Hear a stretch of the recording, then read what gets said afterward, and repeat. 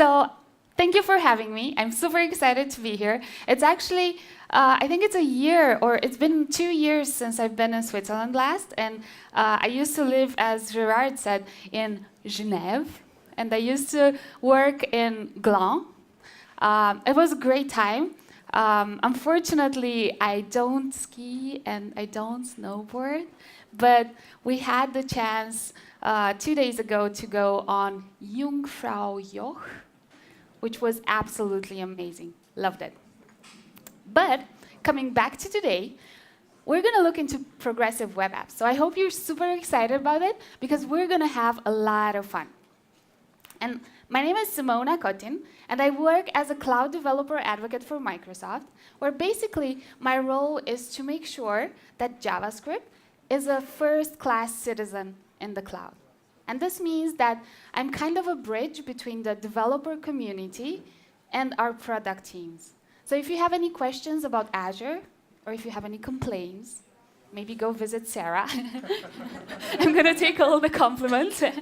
And if you have questions about Angular as well, I'm super happy to work with people like John Papa and Asim Hussein, and I have a background of using Angular for quite a few years. So if you're curious about that as well, make sure to give a shout out to ping me to chat.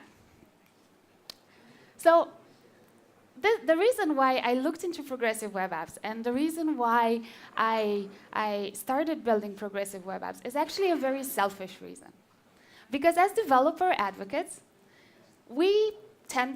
people tend to think that we party a lot, and other people tend to think that we burn through their money like crazy. And we also think that we definitely control the world, we're on top of everything, but actually, we do spend a lot of time like this. And not only that, also on trains, in hotels. And what these all things have in common is really bad internet. And even conferences, because there's always so many people around the conference using the internet, the connection most of the times is really bad. And obviously, before every talk out there, you get really nervous because you have like 260 people looking at you, and you're like, oh, are my slides good enough? Is my demo good enough? Do I have to work more on this? And you feel like tweaking everything. But really, because the internet is not doing great, you're like, oh my God, how do I do this? It's so frustrating. So then, this makes me feel like I would really love for every website out there to actually be a progressive web app so that I can use them whenever I want in whatever conditions are available. So that's what we're going to look into today. We're going to make sure we're going to get an introduction to progressive web apps. We're also going to dive in some of the main concepts, like cover what progressive web apps and the main concepts. But also how to build progressive web apps with Angular. I heard that Angular is very popular around here. Who here is an Angular developer? That's like 3/3 of the audience, maybe? Yeah? That's awesome. And also, we're going to look into some of the tools available out there. Cool, so let's get started. Like, what is a progressive web app? Well, a progressive web app is a web application that looks like it's just a regular web page, website, that looks like a native application, like a traditional mobile application that you would install from the App Store. Another definition that I absolutely love is that PWAs are just the websites that took all the right vitamins. And this quote comes from Alex Russell's website, blog post. Make sure to note that down because he has amazing blog posts and he's like one of the promoters of progressive web apps and also like performance on the web. And one night, a few years back, Alex and his wife, Frances, they were just having dinner like regular people, not going skiing, not going snowboarding, and they were talking about the current state of the web. So while they were doing that, they came up with this list of things that make a progressive web app, and like what would make a better web for everyone. So So the first thing that's actually part of the name as well is the fact that a user's experience should enhance as they're using your website. And another key element here is that if the browser does not support progressive web apps, your experience will be just a regular experience. But then as your browser gains more capabilities and starts supporting progressive web apps, then the experience that your user has on your website is actually becoming better. So it's an enhanced experience. Our apps should be responsive, which means that they should have a nice look and feel on either a browser, on a PC, or a tablet, or a mobile. So we should build responsive web apps. Another super important thing is that we should be connectivity independent, which means that if we're on an airplane, we should still be able to use the application if it has been accessed before. Or if like the connectivity is spotty, so if you're on a train and suddenly there's no more internet connection, if you're reading an article, it would be really bad that that article doesn't show you anything anymore. Also, our website should have app-like look and feel, which means that the navigation should look like a native application looks like, or the transitions should be very similar to the ones in the native applications. And my colleague Sarah has actually written an article, and she built a website that will show you how to build animations that are looking exactly like native animations. So I recommend you go check that out as well. Another key thing about progressive web apps is that you go offline, but then as soon as you come back online, your content should be updated, so it should stay fresh. We want to make sure, because as we're going to see later on, service workers are super powerful. We want to make sure that we don't expose ourselves to attacks like man-in-the-middle attack. Like people cannot tamper with our content. Because it's the web that we're talking about, we want to make sure that a progressive web app is discoverable. So this is one of the main issues that we have with native applications. I don't know the exact numbers, but I think that unless if you're Twitter or Facebook, people are probably going to have a hard time finding your application in the App Store. Search in the App Store is quite difficult. Then you'll have to search in the iOS App Store, in the Windows App Store, in the Android App Store, as opposed to just searching on the web. So your app should be discoverable. It should also implement this thing that we all love, which is push notifications. We all enjoy being like notified on a daily basis. Oh, could you please go back and meditate? Like really, like now? Meditation is really important. Go meditate. So re-engageable. We should also be able to install the application. So if we're a huge fan of the current website and we're using it on a regular basis, well, maybe I actually want to access it from my home screen, from my phone directly without having to enter the URL every single time. So make our application installable.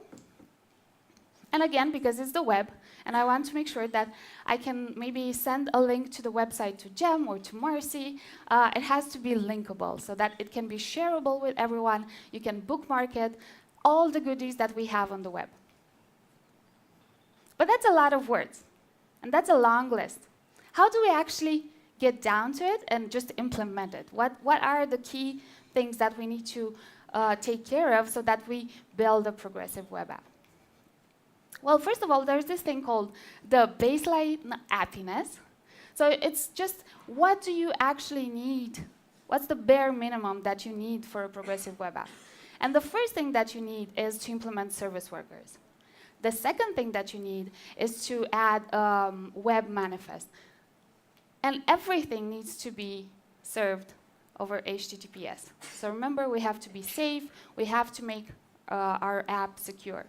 So service workers, web manifest, and delivered over HTTPS. These are the three main things that you need to remember about progressive web apps. So what are service workers? Well, they are just like a script, a JavaScript script, that sits between the web page and the network. And it can actually deliver cached version of your data whenever we're offline. Another way of thinking of service workers, like you can think of your web requests as planes that are taking off. And service workers are just the air traffic controller that will route your request. So based on whether you're connected to the internet or not, it will serve you data from the cache or from the server itself over the network. And if we think of this in terms of which are the actors, well, we have the web page and we have the network. These are the two important things. And then the service worker sits on the same side as the web page. And then over the network, on the other side, we have the backend or the application server. And on the same side as our web page, we also have the cache. So then from a request response type of perspective, we can imagine a user using our website, and that generates a request to our server. But that's being intercepted by the service worker. So the service worker listens to events, and it can figure out whether a request has happened or not. It looks at the request, it processes it, and based on the actual caching strategy that we've defined, it can either go to our backend or to our cache. So in this case, because we have defined a strategy where we're optimizing our application for freshness, we are going to go directly to our backend and request data from there. And then we have the response back as being processed by the service worker and then returned to the web page to our user. The user is happy, it has the latest data. Another use case is where we're actually prioritizing performance. So we want our app to be as fast as possible. And in this case, instead of retrieving data and files from over the network, we're just going to retrieve our data from the cache, display that, and then sync up in the background later on. And then we're returning that data to our web page. Everything's awesome. Our users are happy. So then the first thing that we need to get started with service workers is to register a service worker. And this is the file, the JavaScript file that I mentioned earlier. And in order to register a service worker, we need to call the register method. But before we do that, because not all browsers support service workers, as I mentioned, the experience enhances over time, we have to check whether service workers are supported or not. And the navigator object allows us to do that. So then there's two things that we care about in service workers. We care about scope, and that defines what kind of request or which request can our service worker intercept.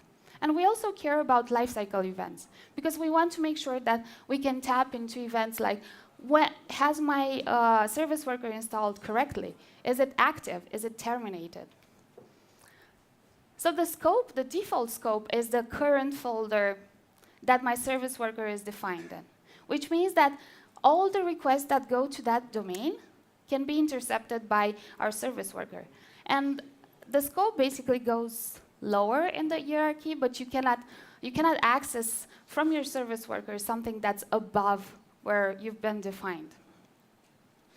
And another important thing about this scope is that you cannot, from a service worker, you cannot edit things from your DOM. So we cannot like change, maybe listen to events from our DOM or change DOM events. They're two separate scopes. Our JavaScript application and the service worker scope, they're two separate things. The next thing that's important, the lifecycle events, we can tap into each and one of them. And a service worker starts with being downloaded and installed in our application. And then most of the times, we're going to try to cache some of our assets that are on the critical path. We're going to try to cache them during the install method. And what this means is that probably we're going to go to through the network and download some assets. And sometimes there might be an error, which means that we enter the error phase. And what that does is it will basically uninstall the service worker or unregister it, and the next time the user accesses the page, it will just try again to install the service worker. If everything goes well, though, we go into activated phase and we'll listen to fetch events. If it's been weeks since the service worker has been active, probably the browser will just terminate it and delete maybe some of the cache as well. So in terms of code, because all of us here are actually cat people, especially Jem, what we're going to do here is when we're installing the service worker, we're going to cache a cat.svg file. And then whenever a fetch happens, instead, if someone is asking for a dog.svg file, we're going to make sure that we can convert them to a cat person. So we're going to return cat.svg.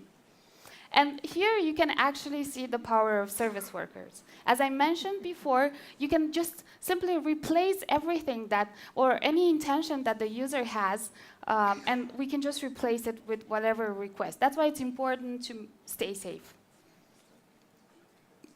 If you're wondering if this is, like service workers are supported already, they're ready for production, you're going to be very happy to find out that most of the major vendors have already shipped into production service workers. And Edge is still in preview. So if you're using any of the developer builds, you're going to be able to access service workers. And hopefully, we're going to ship the service worker support very soon. Maybe build. One thing that I wanted to mention is that Jake Archibald is another strong supporter of progressive web apps and the performant web. So check out his website, check out his blog, and also this is a screenshot from a site that he built. So going back to the 10 words that we've looked at earlier, we've managed to achieve connectivity independence, because now with service workers, we can make sure that if the user is offline, so if there's no internet, then we can just retrieve some files from and some data from the cache and return that. We can also keep our application fresh, so whenever we go online, we retrieve the data that we need, the latest one. And we're discoverable by default because we're using the web. So what's the next thing that we need to look into? Anyone? So we had 3 things that were important, right? Security is one. What about web manifest? So the web manifest is basically a JSON file that describes what will happen, that enables us to install the application on the home screen, but as well describes things like how does the icon look like when we save our application on the screen? Who's the author? What's the theme color? But it's just a JSON file, so nothing very complicated. You can see here we're defining the icons. An interesting one is the start URL. So with this property, we can actually start analyzing how the user are using our app. So in this case, people can access our website either from a browser or from the mobile. And by just adding this UTM source equals home screen, we're going to find out how many users are opening the app from their home screen. And then you can decide how to optimize your app based on that. So now our application is installable. We've added a new property. And finally, like Jem said, we need to make sure that we're safe. And this means that our website has to be delivered over HTTPS. And now we're safe as well. So we come to the fun part. What about Angular? How do we build this with Angular? Well, Angular has taken care of a lot of the configuration for us. And not only in Angular, but also in React with Create React App, and in Vue with the Vue CLI, we can just generate service workers using the CLI. And the way to do that, in the current version of the Angular CLI, which is 1.6 or 1.7, we can just run ng-new dream app that creates our app, and then we add the flag service worker.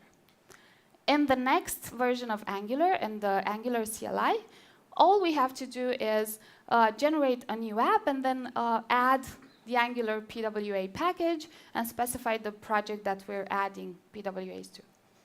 And what this will do is, given the configuration file, the Angular CLI.json file, we're just going to add this new property, service worker, and set it to true. And this will enable the Angular CLI to build our project with service workers. The next thing that we're doing is in app-module.ts, we are importing the service worker module. And as I mentioned, we have to register our service workers. And we do that in ng module by just adding a link to the, we're saying where our file is. And the part that you're not seeing here is that we're enabling service workers only for production. Can anyone guess why we're doing that? Exactly. So for developer easiness, basically, when we're working with service workers, most of the times they're caching a lot of resources. And as we're developing, we're making changes, and we want those changes to be available immediately, right? We refresh the page, or we have a live reload, and our changes should be available immediately. But with service workers, since the resources are cached, then probably we're not going to see our changes immediately. And that's why we want to make sure that service workers are only enabled while we're running in production mode. And this is how we define what files we cache. So this is just a JSON file again, where we declare which is our caching strategy and what files we want to define. So you will see in the first asset group named app, we're going to make sure that we're caching those files during install event, and that's like the prefetch, install mode prefetch. And then we're caching things that are our index.html file, which is critical to our app, right? But as well as like all the bundles that have been generated. So this would form our app shell. It's almost like when you're opening a native app, and you have no internet, you always have the navigation bar, you might have a title, you don't see the dynamic data, but you still see some elements, some UI elements. And that's what we want to do here as well. Always have that cached so that the user immediately sees something.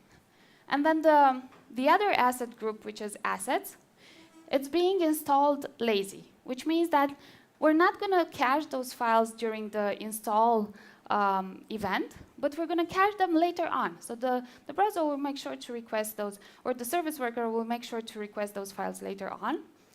And we're updating, so if those files get updated, we're going to make sure to prefetch them. So make sure that they're downloaded as soon as they're updated.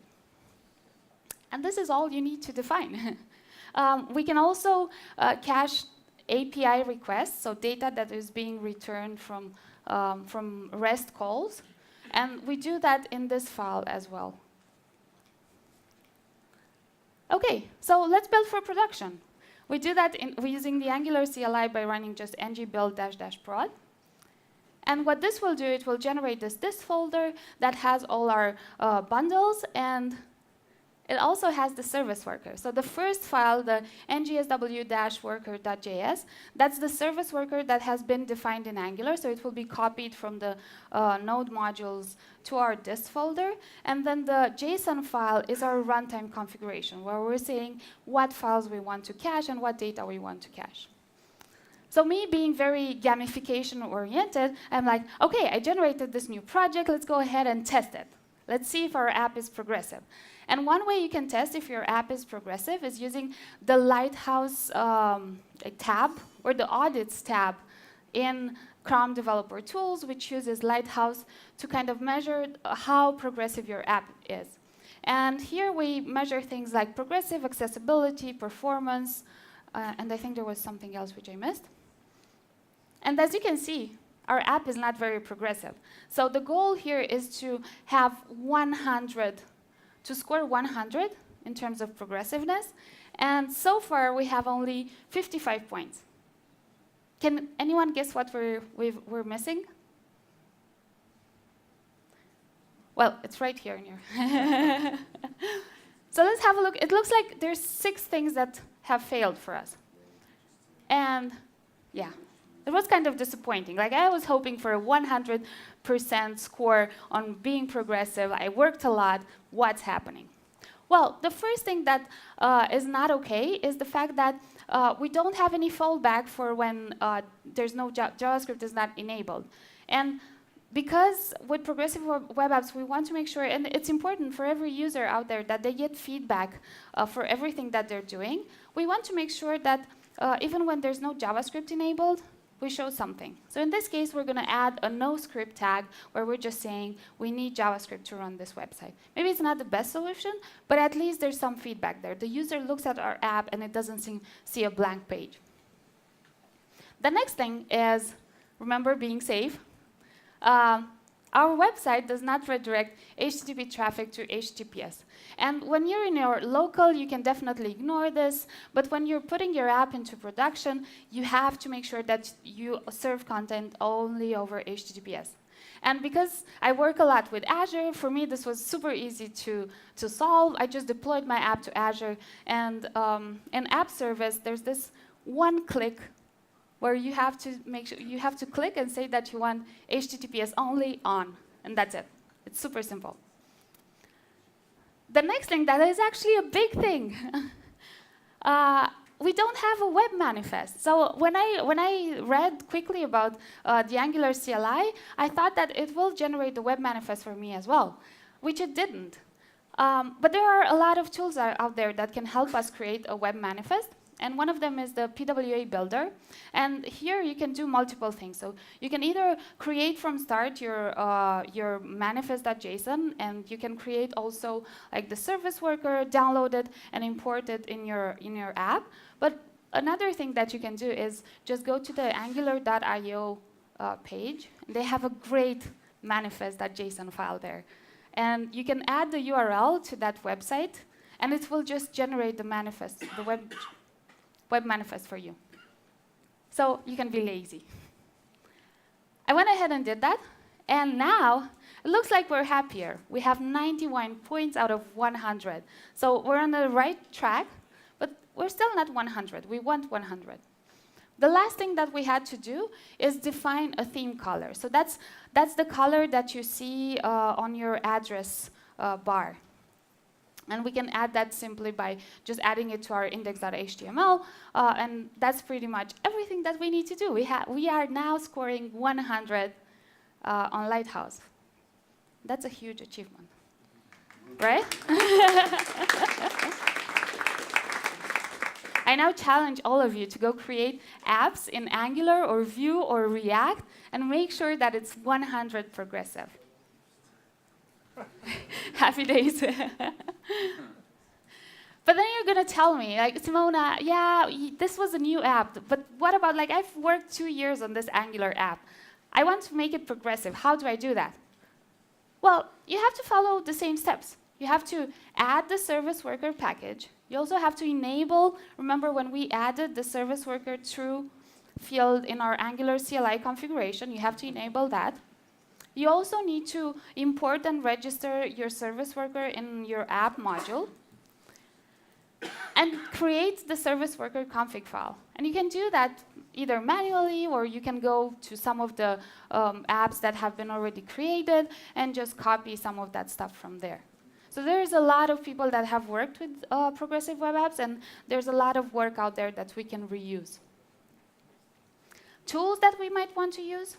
Well, we've already seen a few of them. So Lighthouse is an important one, which kind of gives us a checklist of what makes a good progressive web app.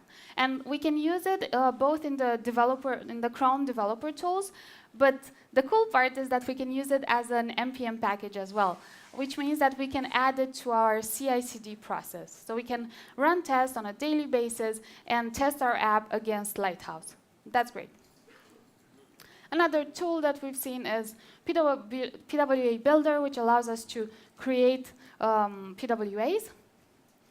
Workbox is a more generic tool. So if you don't want to use the Angular service worker and you want to write a customized service worker, you can use the Workbox tool, which has been developed by Google, and it gives us support for offline caching and analytics. A last tool that I'm going to mention is from Pinterest. So Pinterest has invested a lot of time in making their application progressive. And a very cool one is the service worker mock, which allows us to test service workers. That's one of the, like programmatically, that's one of the most challenging parts of progressive web apps. And finally, if you want to see how good, or if you want to see examples of implementing progressive web apps for different frameworks, and you also want to check which one scored the best, like bare bone applications, how do they score as they are, Hacker News Progressive Web Apps, they will help you do that. You will see a collection of projects that are implemented in different frameworks as progressive web apps. And the Angular CLI, or Create React App, or Vue CLI, will help you get rid of some of the, or go easier through some of the configuration needed for service workers. But the thing that we need to remember is not necessarily technologies or tools.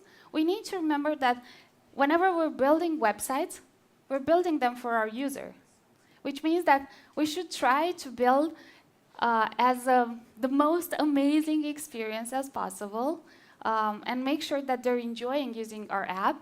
But at the same time, we're not wasting their money, so just downloading a lot of resources.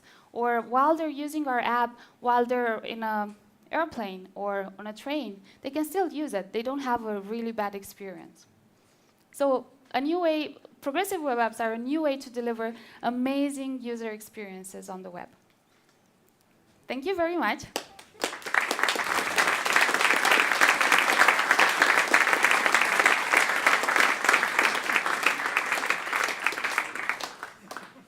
I have two resources here, the project that I worked on. And if you want to look into the Azure App Service, you can just go to azure-PAS. Thank you.